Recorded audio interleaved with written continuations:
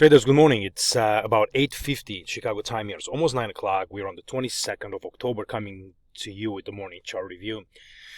All right, I want to talk a little bit today about some alts. We'll take a look at Bitcoin, kind of a short run into the S&P 500 as well. So let's begin with our red list. I'm included a link because it's something that we're watching. I like what's going on with it. And we've just opened a position here at about 1149 for a bullish move higher. So I'll take a look at that. But it seems to be leading here, at least in my red list, at about almost 7% rise on the day. The following, it's Ethereum, which it is pushing higher. We'll take a look on the charts on Elliott Wave as well. Bitcoin futures continue to be positive. There is no sign of a turn yet. Just a small... you could say just a small doji candle on the 12-hour chart, but, with no confirmation. Oil is a little bouncy this morning as well at about 1.1%. Bitcoin, on the cash market, you can see, a little bit of a difference in the candle structure. We could take a pause here and maybe do a fourth wave. 10-year yields are a little bullish in here. So this is an interesting development. It should be supportive of the risk assets. And then dollar index is pretty much flat. Three-wave moves up into these 94 highs. Three-wave moves down here into this 92.47. The premise remains as a corrective pattern in here, and then a move to new lows, either from a triangle or from a larger impulsive move that's already begun.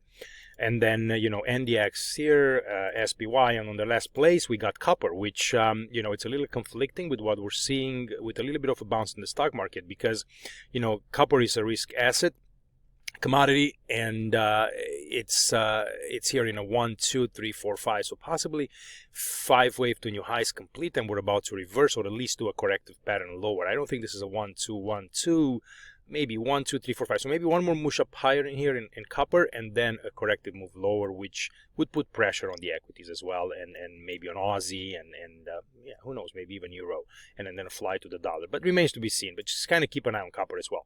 So without spending too much time on that, let's kind of go back to our charts. We'll take a look at Bitcoin on the start. So let me take you from, let me start with the blue count because this is kind of our primary interpretation in here, and I'm going to go from a little bit of a higher time frame. So the breakout from these 12,474 kind of put us back into the path to a bullish count, right? We do have the alternate as a possibility of a B wave. You can see here, this is a wave A of a flat, and then B wave up in here into new highs, and then a possible reverse lower in a C wave, which would be devastating, to a lot of the crypto holders out there. Now, there's obviously no evidence of that happening. The market continues to be bullish. You're going to start thinking about that C wave the moment you see the market actually reversing, taking off this 11,200, doing so in a 5-wave decline, pretty aggressive with the 3-wave corrective pattern. And then you can start to entertain, only then you can start to entertain the possibility of a C wave development as part of a flat. The markets just don't reverse overnight and just go straight down to a flat. They create those patterns. So that's why I'm not rushing to call anything like that, and I continue to look higher. So if this is an intermediary wave 2, and that's a 1 and that's a 2, we have another 1, 2, right? And that leads to that third of a third. So this is where the meat of the move is. And this is this wave 3 minuet in here, right? So that's part of this larger third wave advance up here in this minute wave. You have this minuet degree, so it's this third wave. That's the third of a third. So you go 1, 2, 3, 4, 5 for 1. That's a 2. Remember, we've had this as an alternate, in the previous counts. So that's the third move. Now, we're looking for this move here to be complete. And either this thing, it's part of, either this third wave is here and we're doing a fourth right now as part of this whole structure. So I would have to take this third, push it up here, right? And this becomes a fourth wave. Or this wave 3, it's still in progress up into 13,623. That would be the target of a larger third wave into 161% multiple of wave 1. So as you can see here, I'm allowing for a fourth wave development under this degree, and then, push one more up higher in this minuet. I mean, this would be a sub-minuet count that would be in here, right? So you would have to look at it as a 1, small 2, 3, 4, and 5, 4 and 5 to complete kind of the structure up into these resistance levels, which are 13,826, right? They are coming all the way back from, back way when in the when was this even? Let's just kind of take a look, right? This was in June 20, end of June 2019, where we had the big spike up. So that's a pretty big resistance levels, and the markets are kind of, getting towards that. So now kind of going back to a smaller time frame, that's kind of what I'm looking at it, right? So either this third wave, it's still in progress, and then we got to make one more high, or this wave third is complete, and we're still doing a fourth, and we're still doing a fifth. So I think near term we're still going to push higher, either in this degree or in the larger one. All right, and then we're going to pull back, maybe come back and do a more of a corrective pattern back towards the bottom of this, towards the top of this trend line in here, just to kind of tag it and then reattack the highs and continue to push. All right. I don't know if I can consider this whole thing here as an alternate third wave. I would have to take this wave 1 and push it back lower. I think I've talked about that as well. So this would be a 1, this would be a 2, that would be a 3, a 4, and a 5. And that would be a completion of this larger third wave, right? Which we're looking for to complete up higher. Let's say that it's done back in here, and now you're actually coming into a larger fourth wave pattern. 1, 2, 3 complete. Okay, and you're still doing now a big 4, maybe a triangle in the fourth wave in here. That's going to take, a couple of weeks to unfold before you push higher here, and then just trying to get, a fourth wave circle, a fifth wave circle complete, maybe near, let's say 14,000, 14,500. All right, so this is kind of, what happens when you have impulsive wave. But I think, short of this whole thing being an ABC and be done, we're looking, to either a pause followed by a move up higher. So the context that the Elliott Wave gives us here is that even if we're pausing, we're still pushing to the upside. All right, so now let me take you back to looking at the pink count, which looks at it as being a completed pattern, because this is the one that we were tracking for the more of a bearish alternate. So this would be a wave 1 top, okay, and then this would be a wave A of a decline, and I posted last night as well into the room, just I said for learning purposes, because that's kind of how a wave B would unfold, followed by a C wave decline. So you would have an A, you would have a B in here, okay, and then you would have a 5 wave move up here into the C wave. So 1, 2, 3, 4, 5. I'm not really happy with the proportion of this, because this move here, clearly it's a multiple of this A wave, more than 100%. And what you want to see for a B wave, you want to see more of a just a cleaner, let's say this A wave should be a little bit bigger. That would be a B, and that would be a C. So just more of a clean, more equal 3-wave advance for a C wave, rather than, the way this pattern looks. Because if you look at A, B, C, wave A is much smaller than C. Now, you are hitting this 123%. So anywhere for a B wave of a flat, you want to have between 123 and 138%. Which the moment we break above this, then this thing here it's gonna have a hard time for me to still be considered. Okay, but until then, I'm just kind of gonna keep it. I want to see what the market does. But that's the idea behind a flat wave correction in a second wave. Okay, so kind of always be prepared and have that on the back of our minds. And then the red count, we've talked about it. That's a 1, 2, 1, 2 with the same implications to the upside. This is more of an explosive move higher. Right, so that's on Bitcoin. So so I don't keep the video very long. Let's go and take a look at some of the alts. Right, so we have, let's start with XLM here. I do have longs in here. I mean, I full disclosure, I've talked about this. And I was trying, what I was trying to look at is I was trying to see if this is actually a second wave back in here, and if we can get a larger move to the upside. And I was kind of still considering it as a flat. I mean, now you can see that this could be just a simple running flat. And if that's the case, guys, this thing is going to explode to the upside, right? Because running flats are, what our running flats are telling you, there is a big underlying buying pressure coming from the market, and this is, it's pretty powerful pattern. So you go A, B to new highs, dropping C in 5 waves, and this is what this fifth wave kind of tells me, this moving 5 waves tells me, that if it's not the beginning of a new corrective pattern, it's got to be part of a flat. Otherwise, why would you have 5 waves? The only way that is, it's if this is an A, that's a B, and that's a C decline. And I'll show you that count as well. And then I would have to take this wave 1 and push it up here, right? And that would be your second ABC, because that's impulse, corrective impulse. You get 2 and then you break back up higher. So I am constructive on stellar longer term because we've broken the downtrend. This is our downtrend, and now we've made new highs above this wave.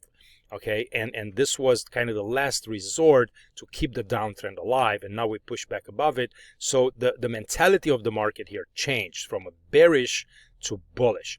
So now we got to look to buy pullbacks in this thing and look to new highs. So either from here, or if we're going to dip lower, these are going to offer opportunities for longer term trades, you know, to take this thing and just push it much higher.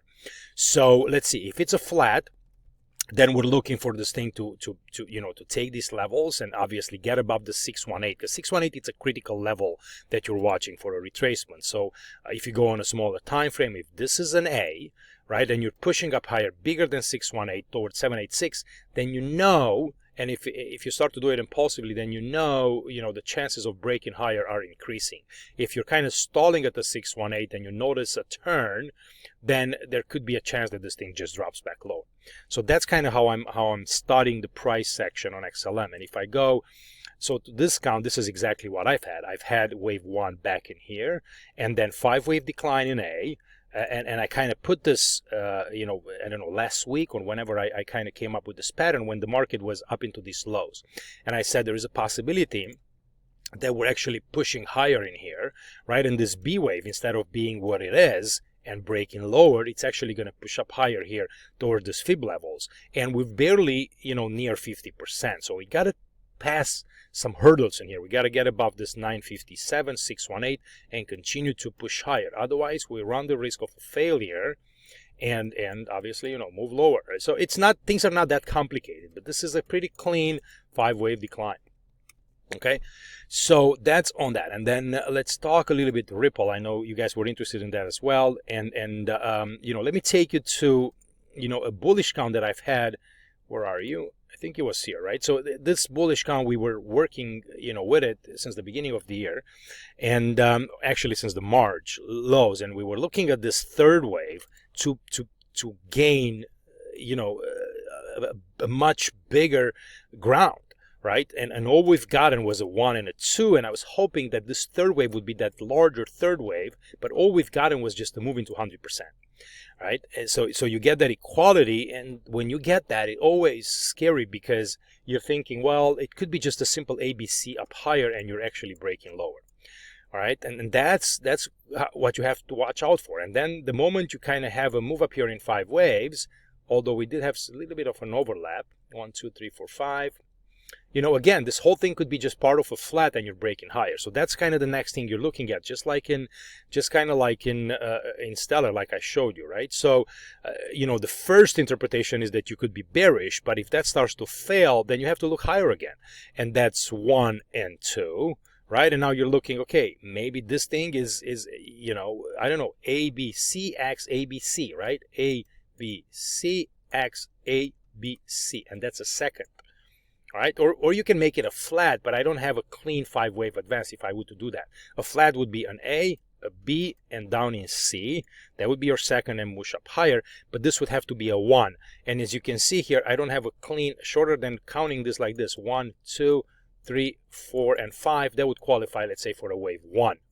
And, that's kind of what I'm looking at. So you can see that the Ripple is starting to push up higher. So it kind of has to take me back to this interpretation where you can actually have a 1, 2, 1, 2, all right? And that's the premise: 1, 2, 1, 2.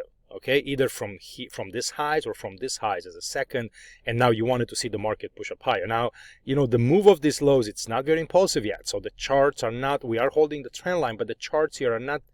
Are not as clean as I would like. And that's why, Ripple, it just gives me a lot of headaches over time because it does, very awkward counts. So we'll see. I mean, it's another 1, 2, 1, 2 in here, and we're about to rip. I don't know. We'll just kind of have to watch and see it. But so for right now, it's kind of, it's just kind of contained between parallel lines, and we're running a risk of a break lower. So that's all I'm going to say. Hopefully it's not, but it's it's something that I'm looking at. So 1, 2, 1, 2. You're expecting push much higher. The moment you start to come below this, things are going to start to look nasty for Ripple. All right, so just kind of have that in mind. Okay, enough about Ripple. Let's take a look at Ethereum. So looks like this fourth wave count might be working in here. The advance of the lows here is just still in 3 waves, but we were talking about this being an or a 1, impulsively 2, and now we're trying to push up higher. So let's see if that happens. I need to see a continuation. 1, 2, 3, 4, and 5. Or a larger third, 4 and 5 to complete maybe 5 of 1. All right, so that's one interpretation under the triangle. I'm still on the sidelines, for Ethereum, and I'm not giving it a lot of trust because the other count is that this is just a simple B wave move up here into the 618, and we're actually tagging it right now. So hopefully it's not just a simple W X Y, maybe triangle X in here, A B C X, and now A B C. Not sure. The moment we're starting to get above this 443, which is the 786.